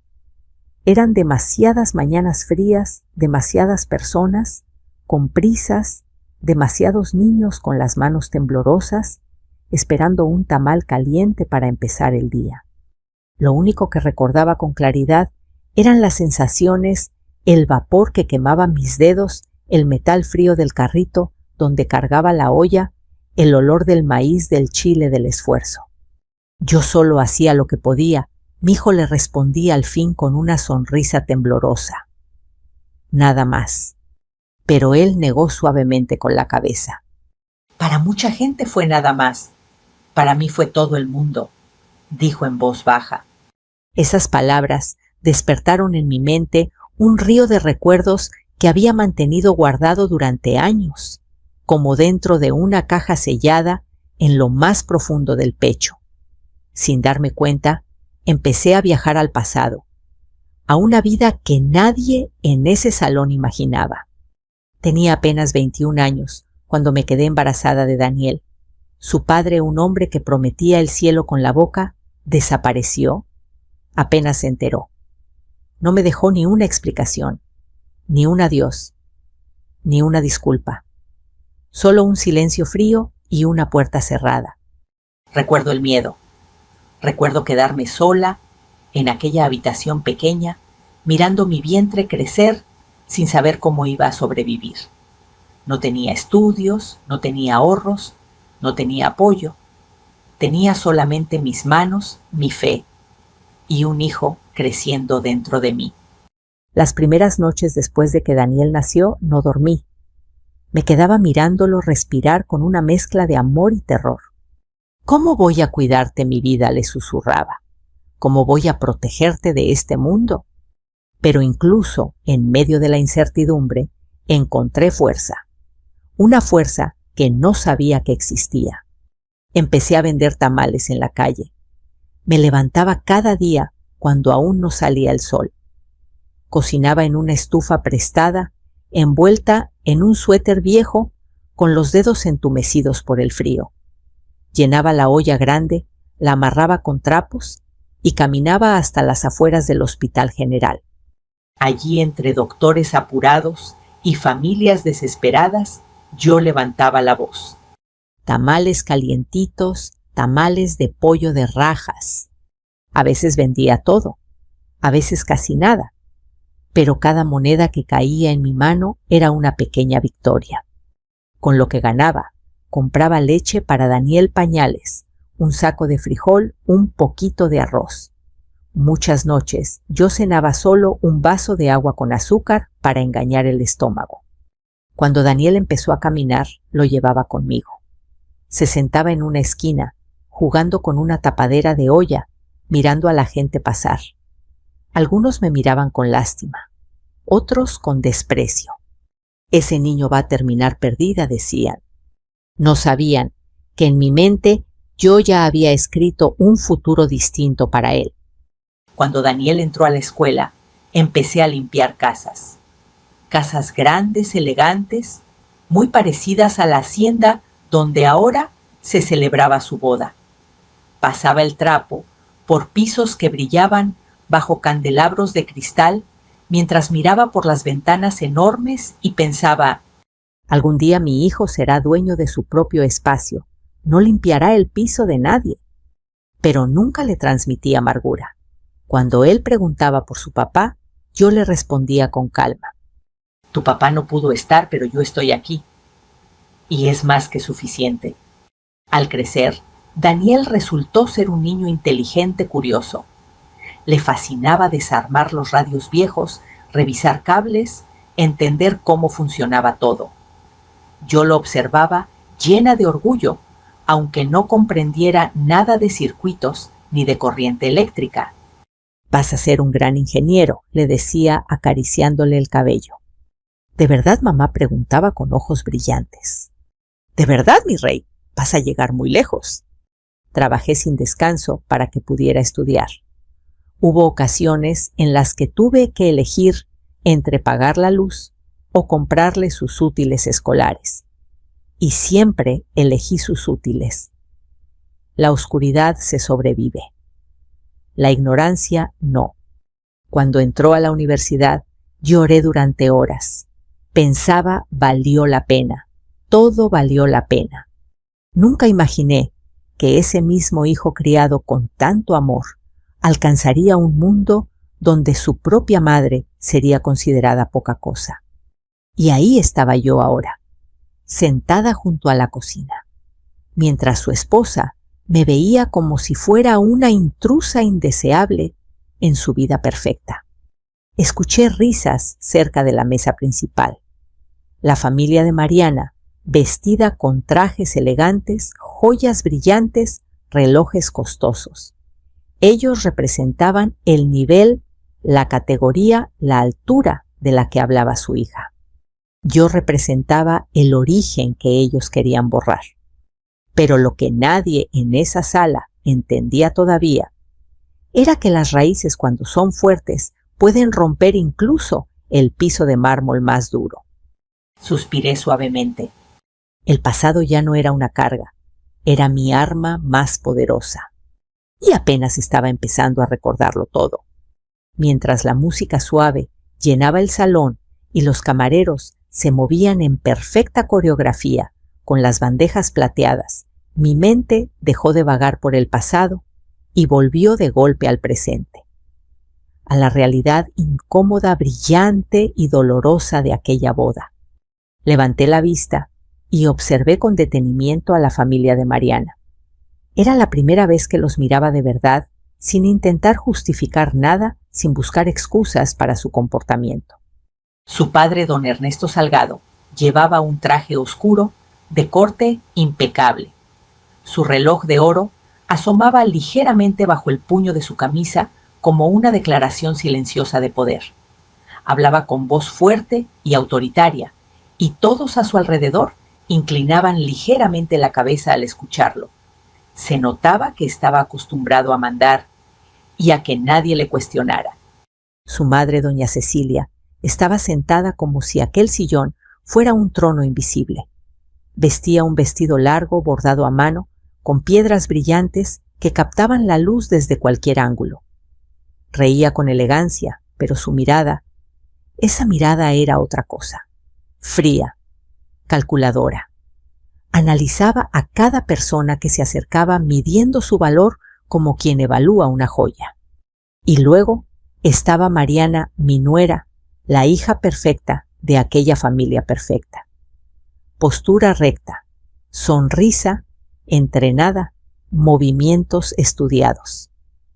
Una reina criada para caminar en salones, no en calles polvorientas vendiendo tamales, no en casas ajenas limpiando baños.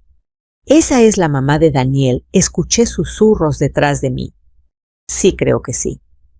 Pero, ¿por qué está tan lejos? ¿Quién sabe? Dicen que no tiene educación. Las palabras llegaron hasta mí como pequeñas agujas.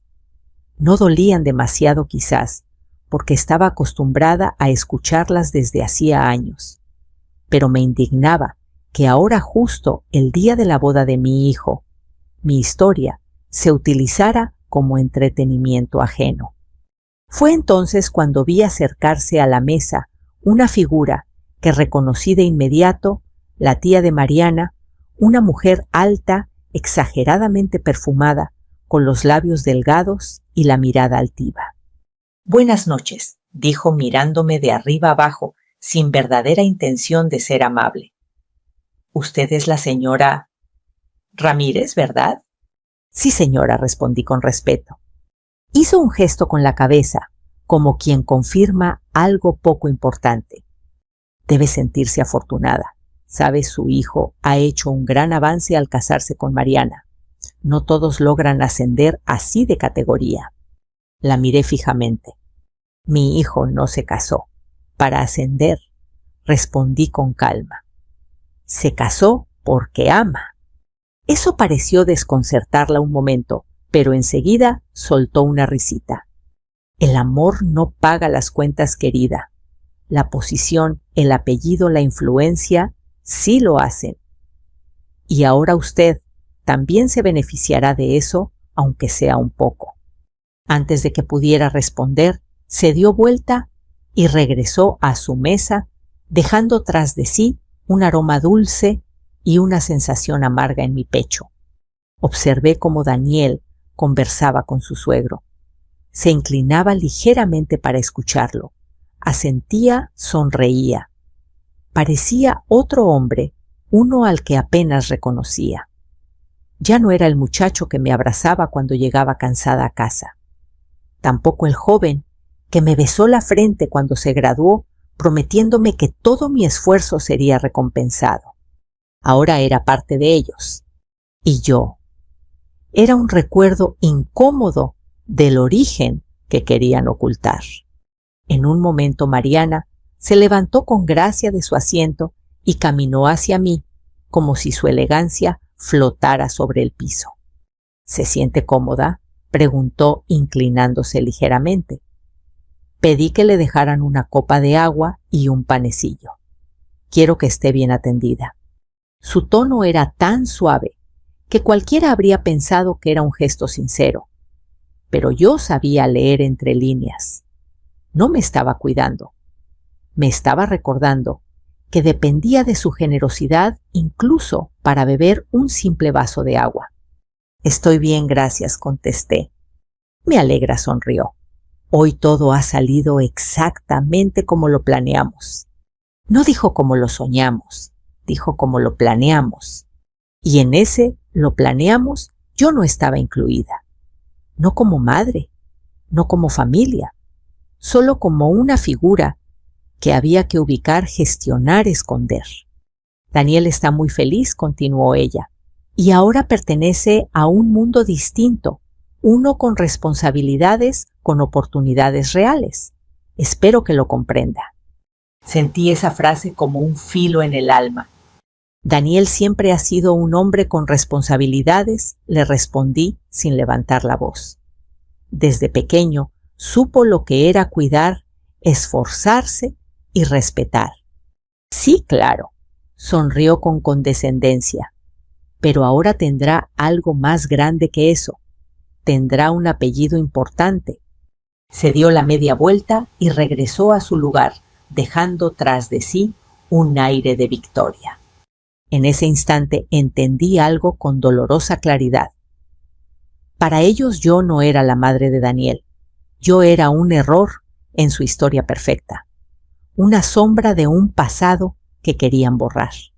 Las risas resonaban, los brindis se levantaban, la música seguía tocando. Pero yo me sentía fuera del tiempo, fuera del lugar, como si estuviera observando todo desde detrás de un vidrio invisible. En medio de ese sentimiento de aislamiento, volví a sentir una mirada sobre mí. No era de desprecio, no era de burla. Era de reconocimiento. Al voltear, vi a una mujer sentada cerca de la mesa del centro, elegante, sobria, con una postura que imponía respeto sin necesidad de adornos. Sus ojos no expresaban burla, expresaban sorpresa. Y algo más. ¿Curiosidad? ¿Intriga? ¿O quizás respeto? Ella se levantó lentamente de su silla y empezó a caminar en mi dirección, mientras el murmullo a mi alrededor crecía incapaz de entender lo que estaba por suceder. Y en lo más profundo de mi pecho, una intuición comenzó a despertar. La arrogancia de aquella familia estaba a punto de encontrarse con una verdad que nunca imaginó. La mujer que se acercaba a mi mesa avanzaba con paso firme, pero sin prisa. Su presencia imponía respeto, sin necesidad de levantar la voz ni hacer gestos exagerados. Vestía un traje sastre, color marfil sencillo, pero evidentemente de alta costura. No llevaba joyas llamativas, solo un reloj discreto y unos aretes pequeños de perlas. Su verdadera elegancia no estaba en la ropa, sino en la seguridad con la que se movía. Las personas a su alrededor empezaron a guardar silencio cuando la vieron pasar. Algunos inclinaron ligeramente la cabeza en señal de respeto. Otros la siguieron con la mirada como si presenciaran la llegada de alguien verdaderamente importante. Se detuvo frente a mí. Señora Ramírez, dijo con una sonrisa suave, o debería decir Elena Ramírez. Durante un segundo, mi corazón se paralizó. Hacía años que nadie pronunciaba mi nombre completo con aquel tono. Sí, soy yo, respondí confundida. Su sonrisa se hizo un poco más amplia. No creo que me recuerde. Soy Isabel Mendoza. El nombre cayó sobre mí como un rayo. Mis labios se entreabrieron apenas. «¿Isabel?», susurré. La misma asintió. Hace muchos años, cuando mi vida se estaba desmoronando, usted fue la única persona que extendió su mano hacia mí. El ruido del salón pareció desvanecerse. Solo existíamos ella y yo. Usted me encontró llorando afuera de una iglesia, completamente perdida. Yo había huido de una casa donde no había amor ni cuidado ni esperanza, continuó. No recuerdo que usted me preguntara quién era ni de dónde venía. Solo recuerdo que me dio un tamal caliente y me dijo: siéntese conmigo, hija. Todo pasa. Las imágenes volvieron claras como si hubieran ocurrido ayer. La muchacha joven, temblorosa, el rostro enrojecido por el llanto, el cuerpo delgado, envuelto en un suéter viejo. Yo sí la recordaba. Usted no solo me dio comida, agregó. Me escuchó. Me animó a terminar la escuela. Me dijo que no permitiera que nadie definiera mi valor. Y cuando me ofrecí a pagarle, usted me respondió: más adelante, cuando pueda, ayude a alguien más. Una emoción intensa apretó mi pecho. Yo no hice nada extraordinario, hija, le dije con justeza. Sí lo hizo, replicó con firmeza. Usted cambió mi vida, porque debido a ese día, estudié, luché, abrí mi negocio, construí todo lo que soy ahora. Y entonces ocurrió lo que más sorprendió a todos. Isabel Mendoza, una de las empresarias más influyentes del estado, dueña de la compañía que financiaba varios proyectos médicos sociales y educativos, se inclinó ligeramente ante mí, en señal de respeto. Un murmullo recorrió el salón como una ola. Desde la mesa principal vi cómo el rostro de don Ernesto perdió su color. Doña Cecilia dejó de sonreír y Marianita, mi nuera tan perfecta, me miraba con ojos desorbitados, incapaz de comprender lo que acababa de presenciar. Señora Ramírez, continuó Isabel en voz clara, lo suficientemente fuerte para que muchos escucharan. Usted no lo sabe, pero gran parte de esta boda está siendo patrocinada por mi fundación. El lugar, la comida, incluso parte del servicio. Yo apoyo eventos familiares que promueven el respeto, la unión y los valores. Hizo una pausa. Y no puedo creer que en un evento donde su propio hijo es el protagonista, usted haya sido enviada a esta mesa escondida como si no tuviera ningún valor. Un silencio sepulcral llenó el aire. Yo no dije nada. Solo la observé. Mi corazón latía con tanta fuerza que parecía que todos podían escucharlo. Isabel giró lentamente hacia la mesa principal. ¿Quién tomó esa decisión?, preguntó. Don Ernesto se levantó abruptamente forzando una sonrisa. Debe tratarse de un malentendido, señora Mendoza. Aquí todos somos familia. Familia, interrumpió ella, sin elevar la voz, pero con una autoridad que helaba la sangre. ¿Familia es humillar a la madre del novio? Familia es ocultar a quien le dio la vida y lo formó. Las miradas se clavaron en Mariana. Ella se levantó con torpeza, intentando sostener su postura orgullosa. Yo solo pensé que sería más cómodo para ella lejos del ruido, balbuceó. Cómodo. Isabel giró ligeramente su cabeza hacia ella. ¿Cómo es más cómodo ser apartada, escondida, tratada como si no existiera? ¿Quién le enseñó que una mujer vale menos por su origen? Las palabras cayeron como piedras. Por primera vez en toda la noche, yo no me sentí invisible. Isabel volvió a mirarme con ternura. Usted siempre me enseñó dignidad, sin pronunciar esa palabra. Hoy quiero devolverle, aunque sea un poco, lo que me regaló hace tantos años.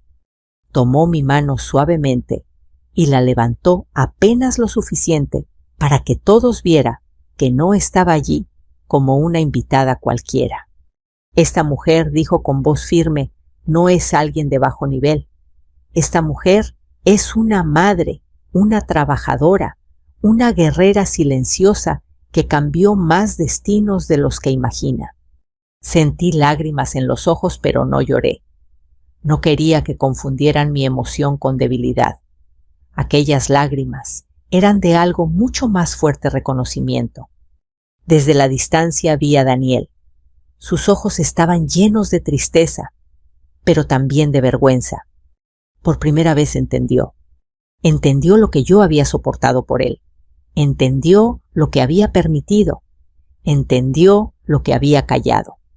Y entonces, sin decir una sola palabra, sin gritar, sin llorar, sin rogar, yo me levanté lentamente de aquella mesa junto a la cocina.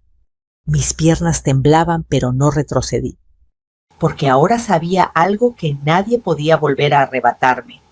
Mi historia no estaba detrás de una cocina. Mi historia estaba destinada a ser escuchada en el centro del salón.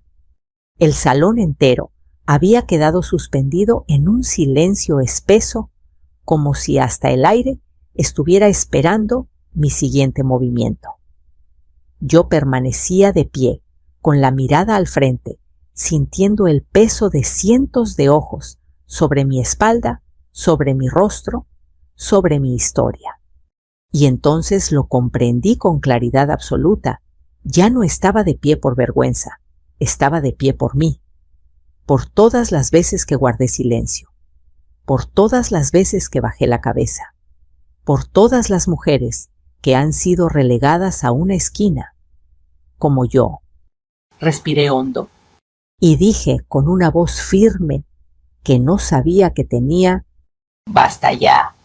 La palabra rebotó contra las paredes, se elevó hacia las vigas de madera, atravesó las copas de cristal. Algunos invitados se estremecieron, otros se llevaron la mano al pecho.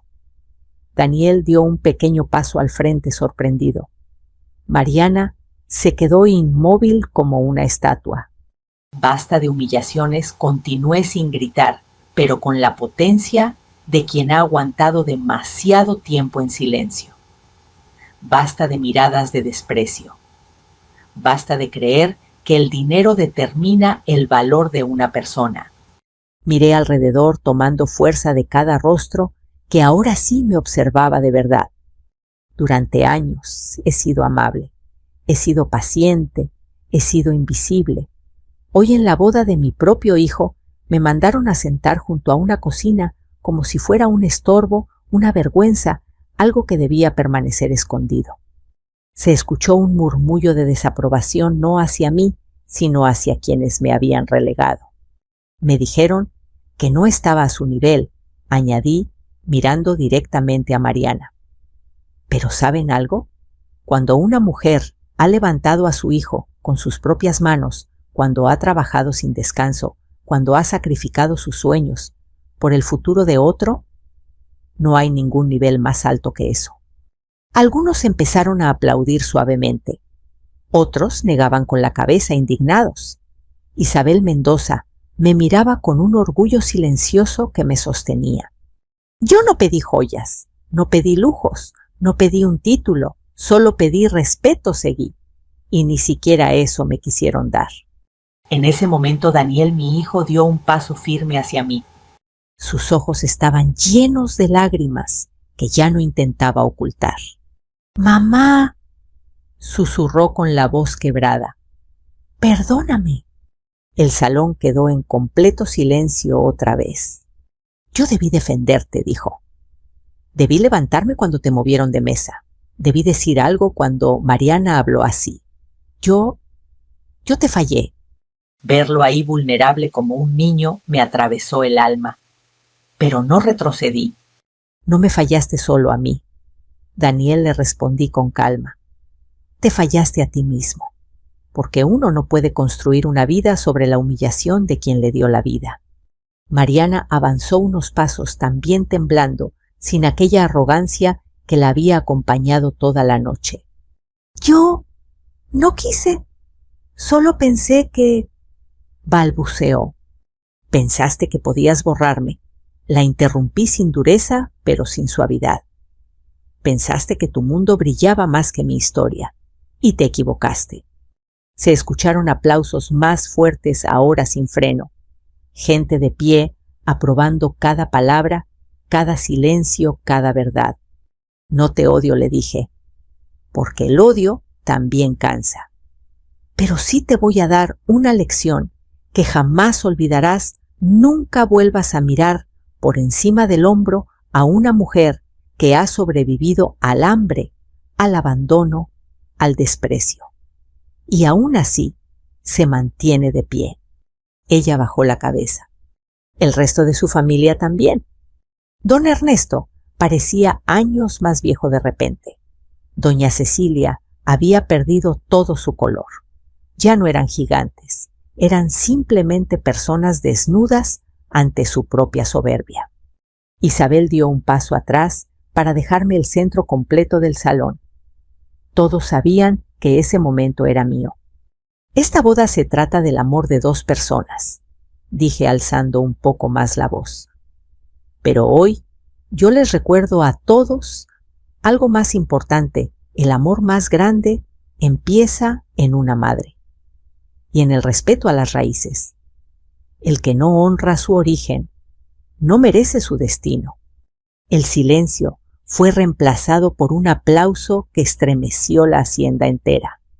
No sabía de dónde sacaba la fuerza, solo sabía que por primera vez en mi vida no me estaba defendiendo a mí sola. Estaba defendiendo a millones de mujeres silenciadas. Daniel se acercó y sin importarle las miradas me abrazó con fuerza. Gracias por no rendirte conmigo, mamá susurró.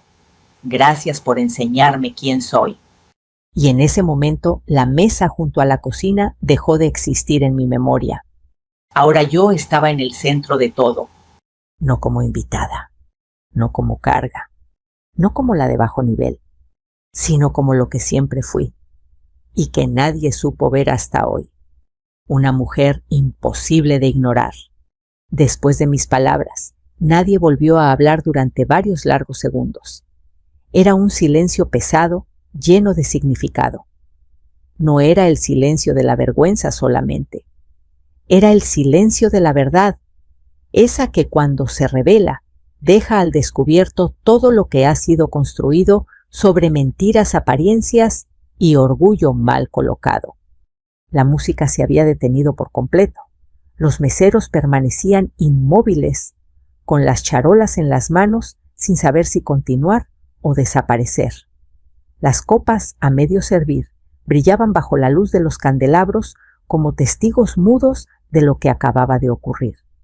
Don Ernesto carraspeó, intentando recuperar el control de una situación que por primera vez en su vida no podía comprar ni manipular.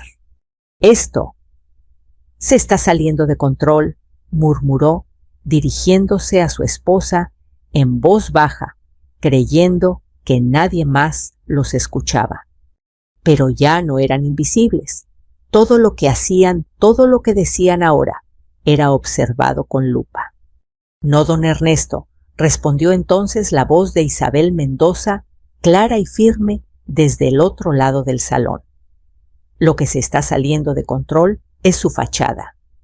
Y cuando una fachada cae, lo único que queda es la verdad. Algunas personas comenzaron a susurrar entre sí. Otras sacaban discretamente sus teléfonos registrando el momento. Yo sabía que para la mañana siguiente esa escena se comentaría en cafeterías, oficinas, clubes sociales y grupos familiares. No por escándalo barato, sino porque había sido una revelación incómoda para muchos. Doña Cecilia me miró con una mezcla peligrosa de humillación y resentimiento. Ya no podía fingir amabilidad. ¿Está satisfecha? Ahora me preguntó con voz temblorosa.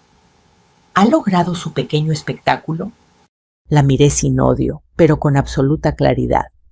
Señora, yo no hice un espectáculo, respondí.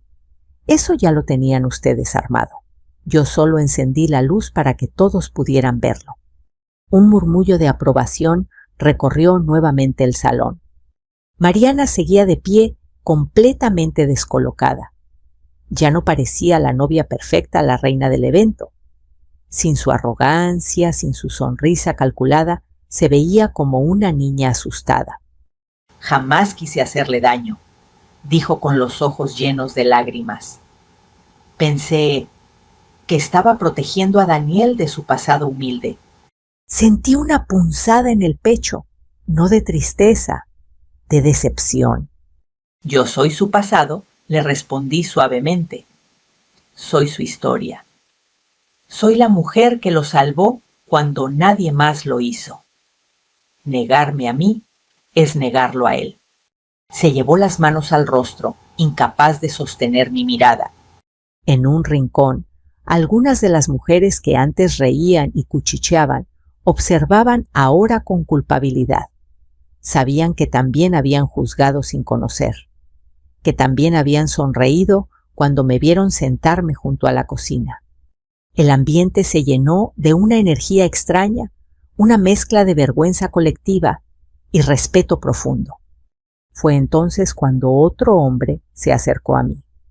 Un señor de edad similar a la mía, de rostro sereno y ojos sinceros.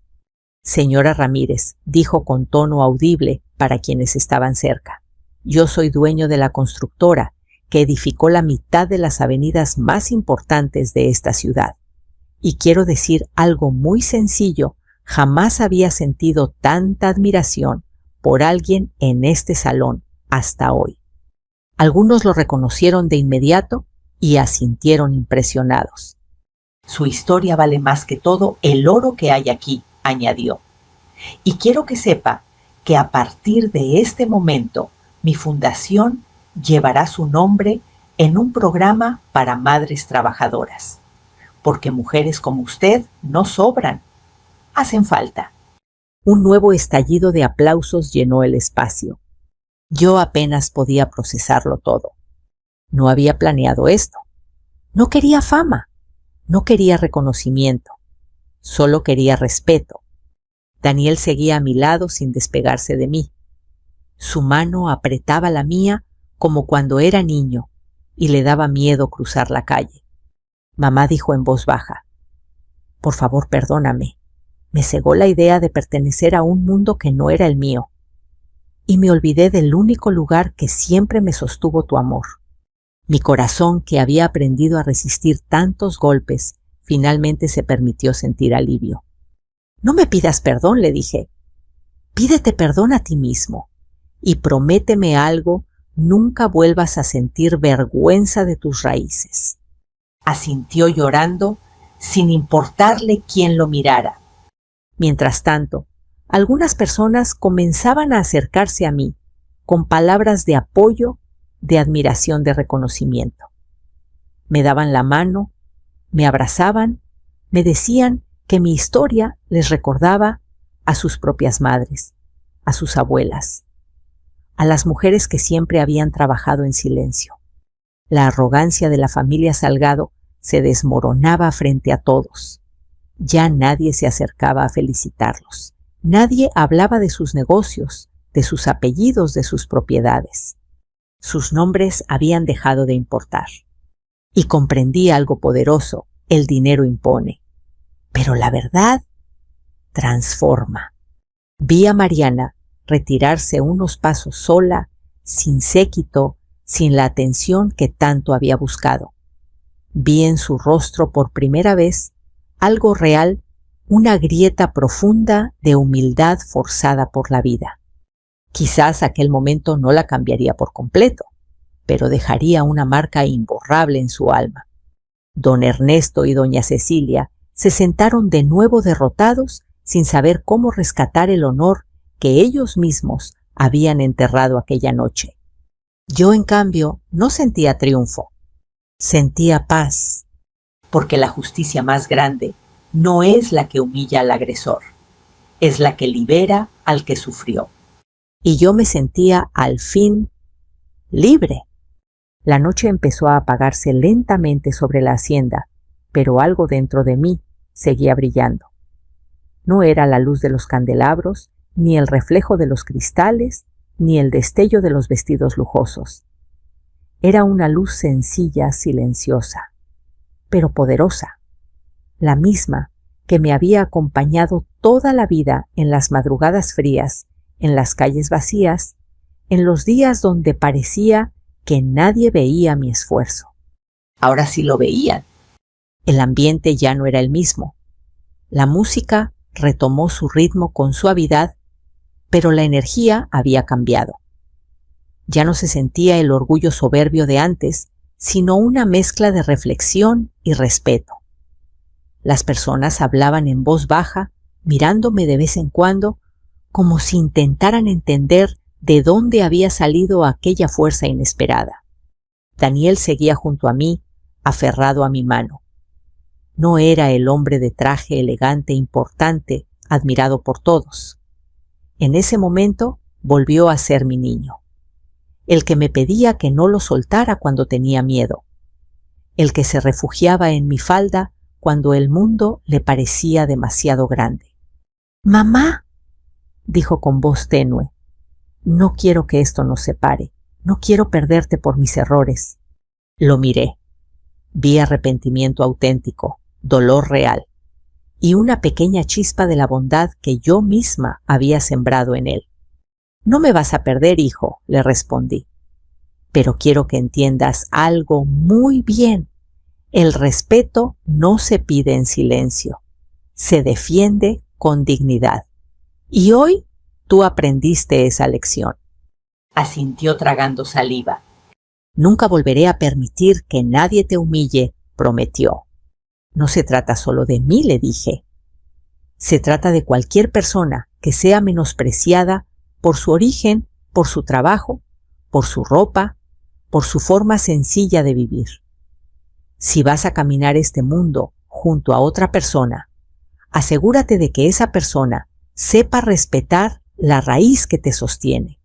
Sus ojos se desviaron hacia Mariana, que permanecía unos metros más allá, abrazándose a sí misma perdida entre el orgullo roto y la vergüenza abierta. Ya no era altiva, ya no sonreía, parecía más pequeña, más humana. Al notar que la observaba, levantó la mirada y dio unos pasos hacia nosotros. «Señora Elena», dijo en un susurro, «yo fui cruel y lo entiendo ahora. Creí que la fuerza venía del dinero del apellido de la posición, pero hoy vi algo que no conocía, la verdadera fortaleza. No lloraba por sí misma, lloraba porque su mundo perfecto acababa de desmoronarse frente a sus ojos. No le pido que me quiera», añadió. «Solo le pido la oportunidad de demostrarle que puedo aprender». La observé en silencio durante unos segundos. Podía haberle devuelto la humillación. Podía haberla expuesto más. Podía haberla hecho sentir tan pequeña como ella intentó hacerme sentir. Pero no lo hice, porque yo no soy esa clase de mujer. «No soy tu jueza», le respondí suavemente. «La vida ya se encargará de darte las lecciones que necesitas. Lo único que te voy a decir es esto: el respeto no se exige. Se practica todos los días, incluso cuando nadie está mirando». Ella asintió con la cabeza baja. «Gracias», murmuró. Yo di un paso atrás, dejando que fuera ella misma quien enfrentara el peso de sus decisiones. Isabel Mendoza se acercó una última vez a mi lado. Elena dijo con una sonrisa apacible: «Hoy no solo te liberaste tú, has inspirado a más personas de las que imaginas». Yo solo dije: «Mi verdad», respondí. Y eso, sonrió, es más poderoso que cualquier discurso ensayado. Alrededor, algunas mujeres me observaban con ojos brillantes. Reconocí en sus miradas algo muy especial. Se estaban viendo a sí mismas en mí, en mi historia, en mis manos marcadas por el trabajo, en mi espalda recta, cansada de doblarse, pero incapaz de romperse. Poco a poco, comencé a caminar hacia la salida de la hacienda. No por huir, no por cansancio, sino porque ya había dicho todo lo que necesitaba decir. Mi lugar ya no estaba en una mesa escondida ni en un salón lleno de apariencias. Mi lugar estaba donde siempre había estado conmigo misma. Daniel me siguió. «Quiero acompañarte», dijo. «No, hijo», sonreí con ternura. «Esta es tu noche, tu boda, tu nueva vida. Pero recuerda mis palabras. Llévalas contigo donde quiera que vayas. Me abrazó fuerte, con el corazón abierto, y por primera vez en mucho tiempo su abrazo se sintió libre de vergüenza. Mientras salía al patio, el aire fresco de la noche me envolvió el rostro. Miré al cielo oscuro punteado de estrellas. Sentí una calma profunda, un silencio amable, una quietud que hacía años no conocía.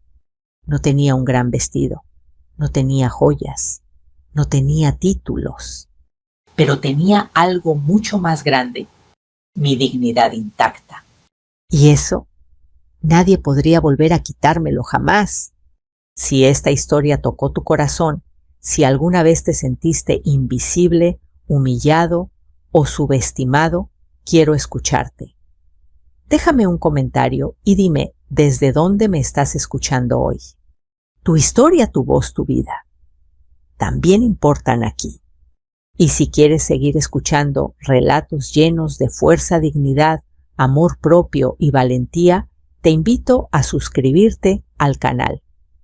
Todos los días compartimos historias que nos recuerdan que incluso en la oscuridad siempre hay una forma de levantarnos con la frente en alto. No estás solo, no estás sola.